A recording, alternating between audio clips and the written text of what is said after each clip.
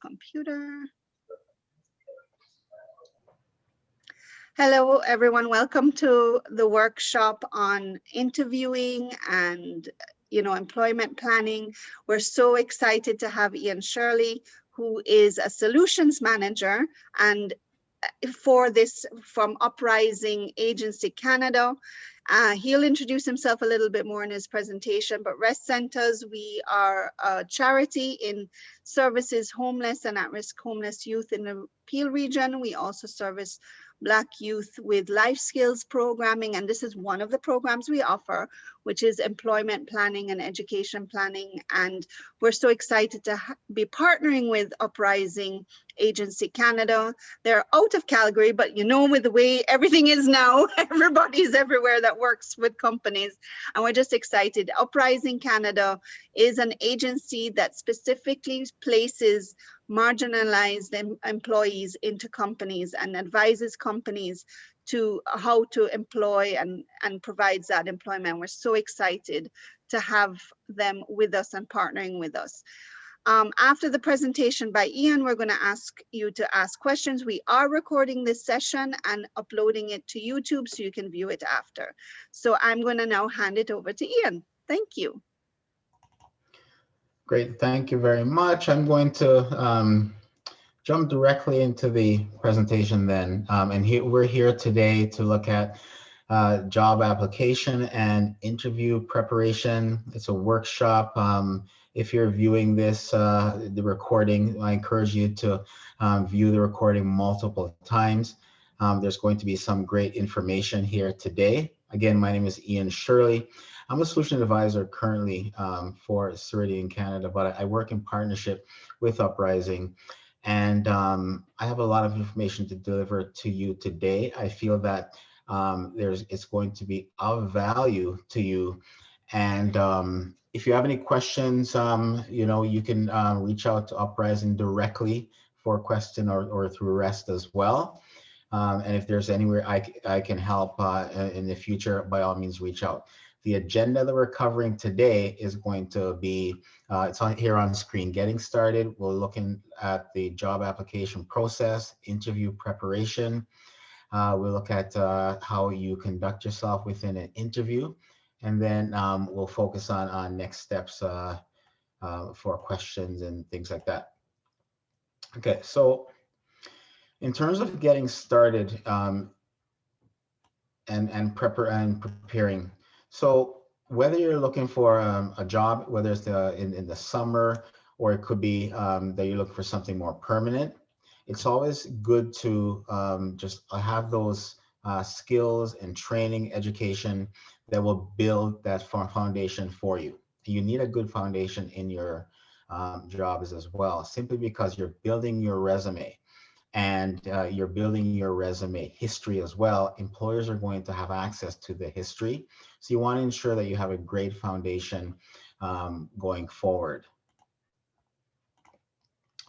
In terms of what you like, you need to just get out there and explore. Just explore what type of jobs that would satisfy you. Is it something that's going to be outdoors? Is it something that has to do with landscape? But you will have to determine that for yourself. Do you like shopping? Do you like to be maybe a sales associate? But again, just determine what type of field you want to work in before you start seeking out these type of employment. Don't apply for a job simply because it's there, it pays well. You just may not like it, and you may simply be starting over. You want to target your job search and job application. Do what you love, as I mentioned before. You want to ensure that you're getting into an industry that you are going to enjoy. Here are a number of ways to apply. So you can apply through networking. So whether you're talking to your friends, your coworkers, maybe family, you can get information from them. Job boards as well, the Indeeds, the LinkedIn, Glassdoor. These are all job boards that are out there that you can go and search for jobs, and you can have a lot of detail of these jobs presented to you.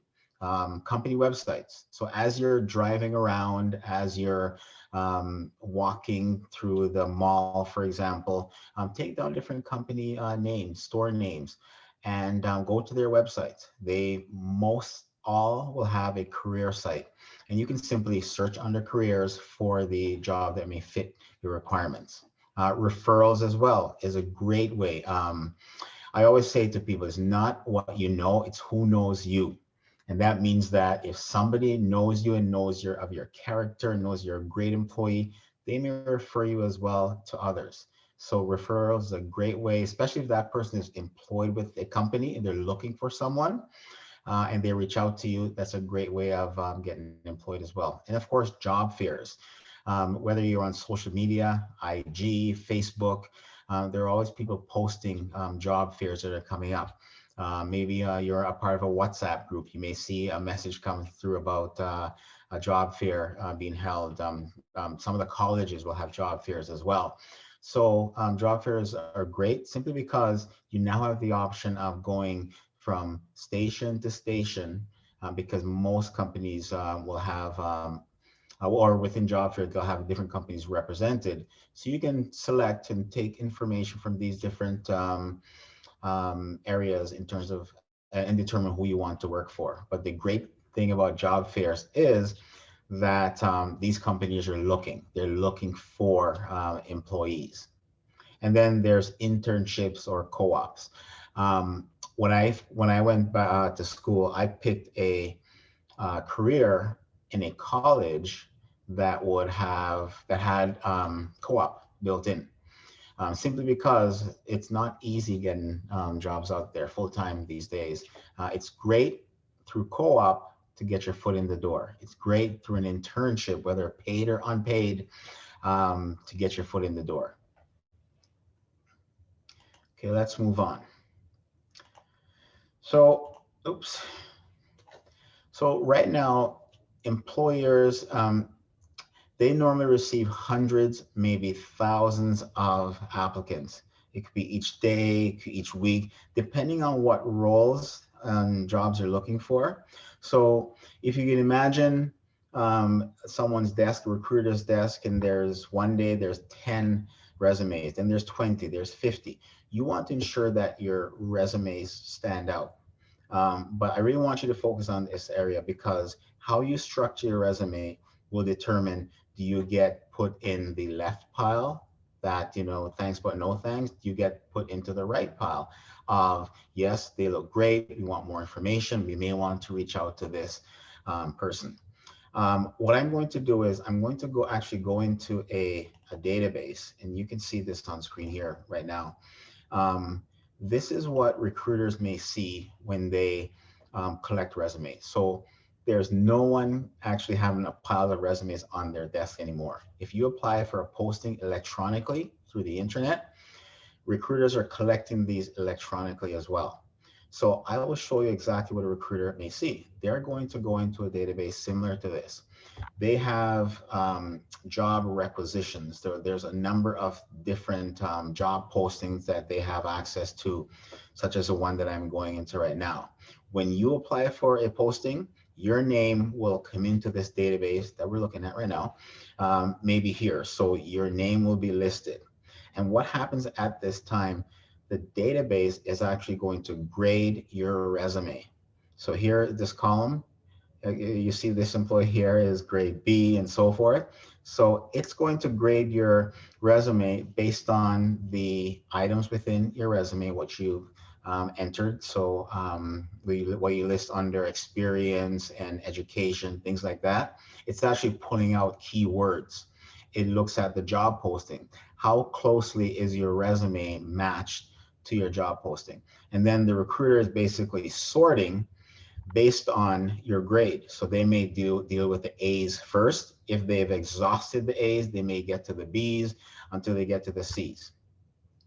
And we'll talk a little bit more about job security, but it's important to have great relationships with your employers simply because there's this little blacklist that they put on your name. Do not hire this candidate. And it could have come in from them doing a reference check. Maybe you worked for them in the past and you were not a great employee.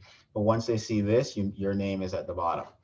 But the idea is that nobody is going through your resume and single-handedly looking line by line at your qualifications. They're pulling that information out.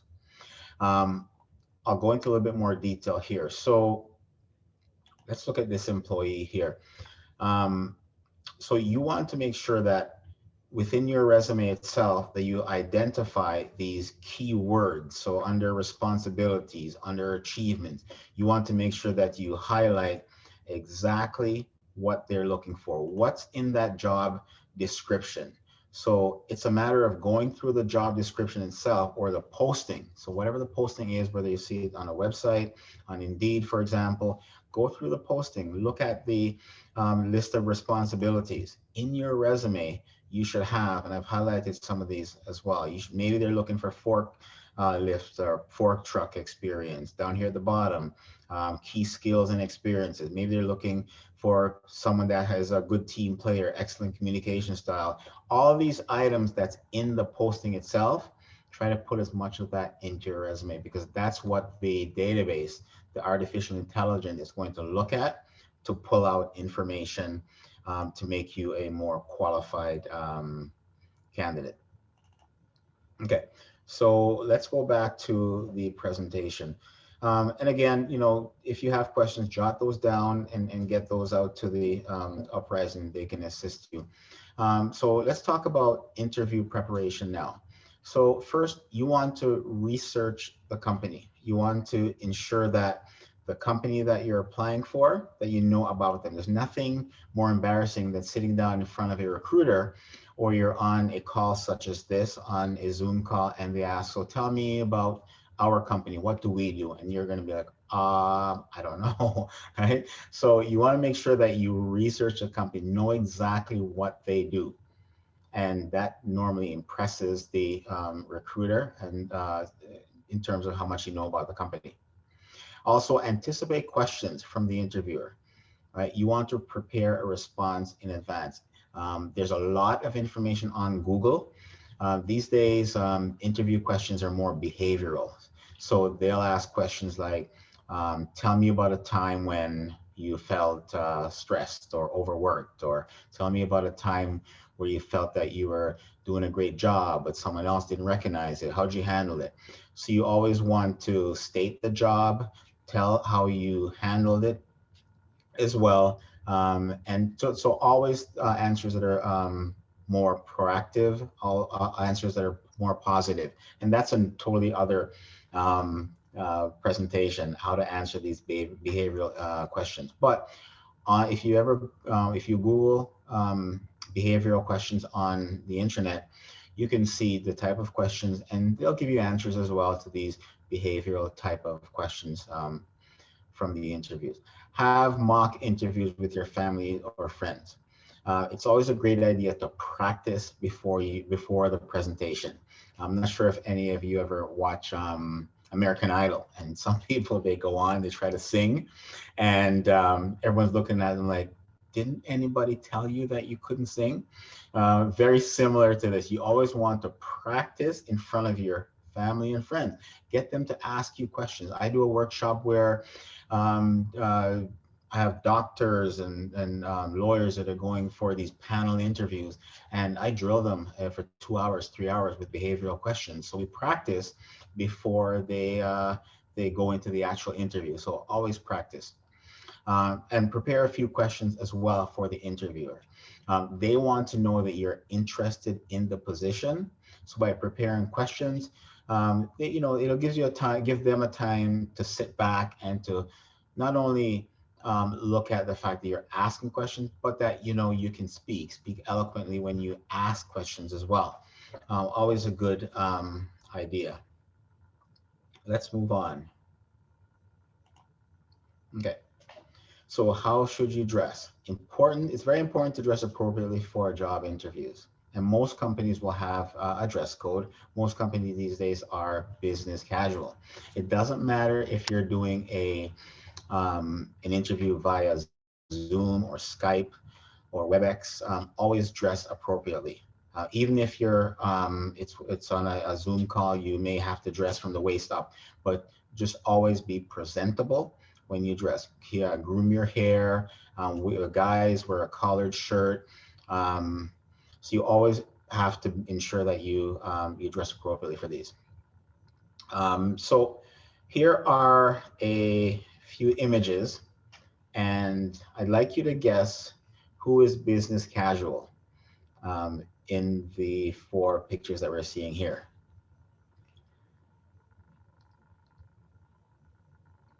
Just give you some time. Okay, so keep that in your mind. Ladies, we have something for you as well. So, and there may be more than one answer as well. So just pick out the photographs of those that are in business casual.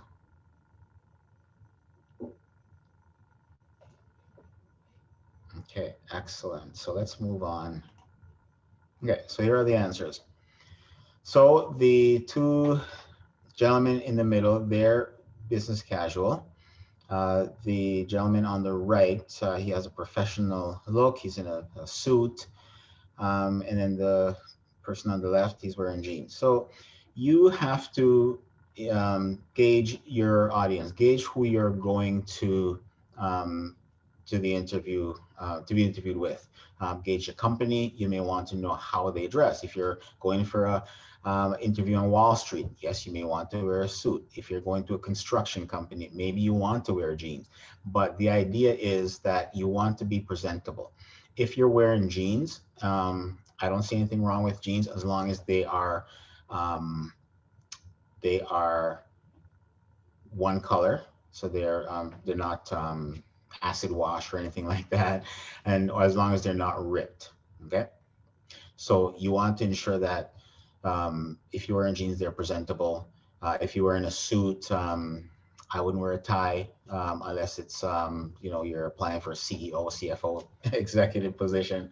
But yeah, you have an idea of what that looks like. For ladies, here we go. We have the ones that are in red in terms of what you should look like. The second lady here on the right, this lady in the middle, and over here are all examples of business casual.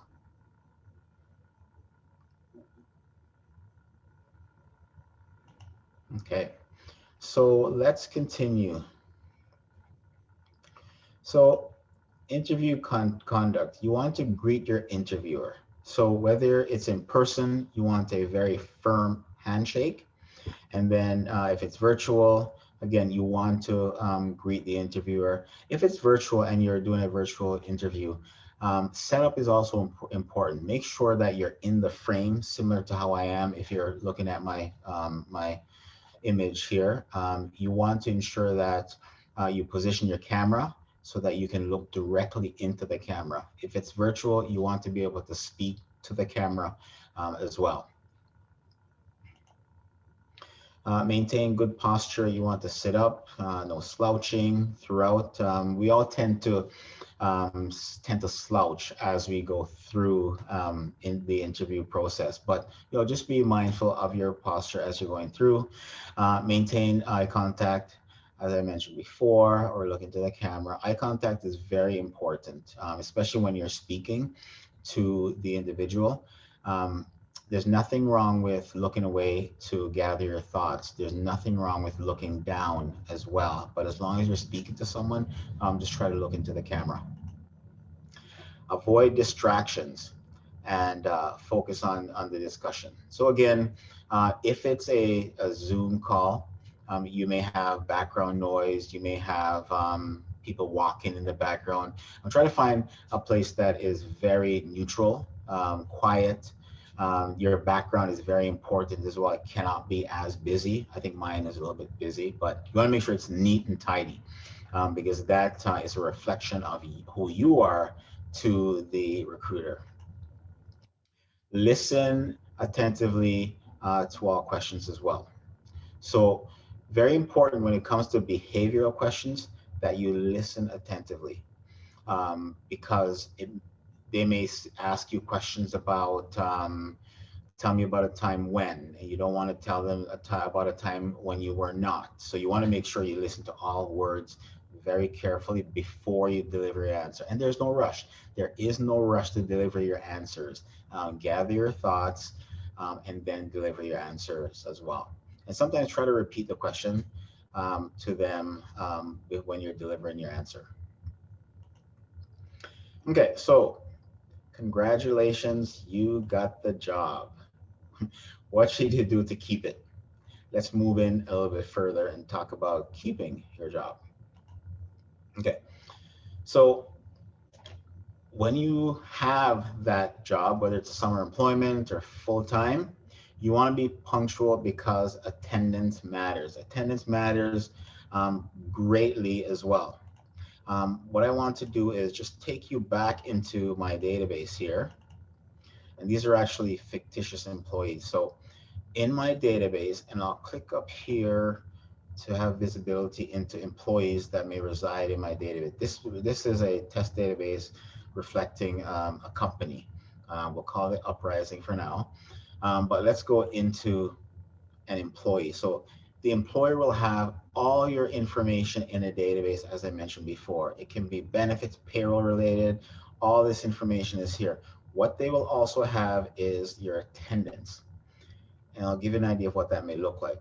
So if you receive, let's say, a swipe card, you're clocking in, you're clocking out from your shift, all of that information is recorded.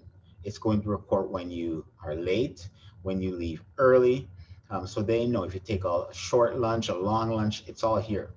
So here we are for this employee, Aaron, indicated by a nice legend. As you can see, the employee was late, they took vacation, late in, less than 30 minutes, early out. All this is here for the employee. And if I go back to 2020, so you can see that nothing falls through the cracks. And if they want to know, well, when was Aaron late, less than 30 minutes, they simply hover over the color here. I can hover over and I can see. So if you have pattern absences, if you are late every Monday after a long weekend, they're going to know. They're going to know that you're going to be late before you're even late. And they get reports, they get notification on their cell phone. If you're scheduled to start at 9 o'clock and it's 9:15 and you're not here yet, by 9:05 they get a message saying that you're not at work. And if you clock out early, as soon as you clock out, they get a message that you've clocked out early. So you want to make sure that you are punctual because somebody is watching. Okay, so punctuality definitely matters. You want to complete all your assigned tasks on time. So no matter how little, no matter if someone is supervising your task, it could be what you do on a daily basis. You just want to ensure that you complete items on time. Have a good attitude. There's nothing worse than having a coworker or a manager or someone that is reporting into you that has a bad attitude. Before you even get to work, you're thinking, oh man, that Aaron, I got to deal with that Aaron today again. I always say to people that work is where you spend the majority of your time every single day, for some 5 days a week. But the idea is that you want to ensure that you have a good attitude. Communicate with your manager and team. So communication is key as well. If you need help, offer help as well. You want to ensure that everyone is on the same page. Everyone understands your role. Everyone understands the tasks you're doing every single day. And you always have that one employee that's always happy every day. You're just like, God, this person is just overly happy. You can gauge how happy you want to be, but the idea is that everyone has a role to play. And I always say as well that you want to, in terms of employers that hire you and keep you, I always say it's always based on who you can go to lunch with. So, and it's a funny saying, but if I'm an employer and I don't feel I can spend an hour with you at lunch because you have a bad attitude or I can't communicate with you, I don't want to work with you. So the idea is if they can go to lunch with you and sit down for an hour, and you can envision that as well. Can I have a conversation with this person?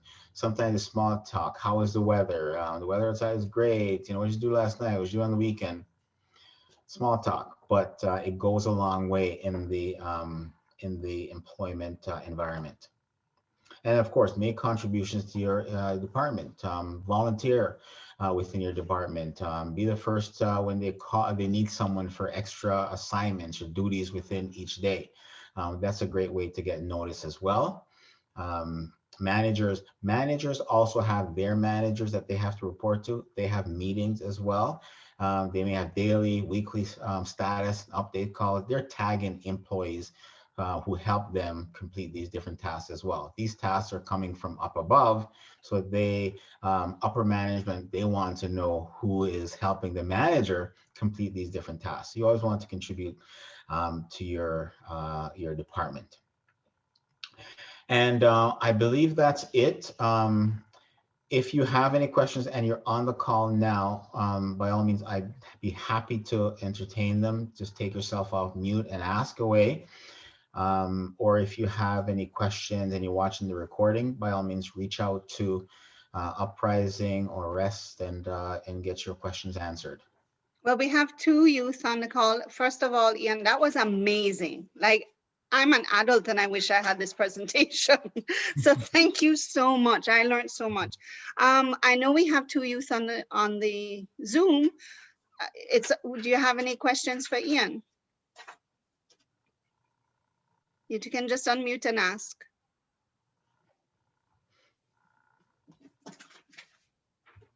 Okay, so one of the questions, I mean, I enjoyed you going through that whole job security and the clocking in and clocking out. You know, suppose, for example, you are working at home and you have all of this. What are the things to remember? Is there a good way to like have a post-it on your computer? Because sometimes you do forget to clock in. How can you deal with that situation? If you're working from home or if you're actually going into if you're even working for, I know when at one job I had, I would come in and go straight to work and forget to clock in. Yeah, and I work with a lot of customers, and that is a problem as well. Sometimes the clock is located, you know, it's not near where you normally work, or it's not at the door that you normally come into. It's just a matter of reminding yourself. Yeah, we all have smartphones now with daily reminders. If you start work at 9 o'clock, set a reminder that will remind you to clock in 5 minutes before. So there are different ways that you can set reminders to your smartphones. Yeah, we forget to use our phones. Thank you. Rachel, I'm going to call on you. Do you have any questions? It's so funny. We have Rochelle and Rachel. Hi, I have no questions. I was in and out of the conversation, so I didn't really pick up a lot of it because it's difficult having to do everything and then some. But I do appreciate the conversation, and I did learn about the resumes and everything, and I was listening in and out, so don't worry. It wasn't a waste. I was listening. Thanks, Rochelle. Oh, Based off of better. Here we go. Put a face to the voice. well, Ian is actually in Toronto, so he can always, you know, if you have any questions, reach out to Uprising. You know, it's so nice to connect with like-minded people, and it's exciting. And this is a great opportunity for you. So Rochelle, can you tell us a little bit? I can take us off of the recording. I'm going to pause it. Don't limit yourself just to banks and tellers. You know, look at the downtown Toronto, for example. You're in Toronto, Rochelle? Ian, thank you so much for coming and doing this workshop with us. I know we had to do the question and answer a little private because of personal stories. So thank you for our youth that participated. And I just want to let you know, if you need to contact Uprising Agency Canada, you can find them online. And you can also find Ian as well as if you want more information about Rest Center, you can also contact us and what we do. Rest Center, for more information, you can go to our website, restcenters.org, or you can go to our telephone. You can call our Black Youth Matter support line at 905-863-1118, sorry, extension 100. I was trying to do this quickly. So it's 905-863-1118 and extension 100. And we are more than happy to help you with any questions in life skills. If you're at risk of homelessness, please let us know. Thank you so much and have a great day.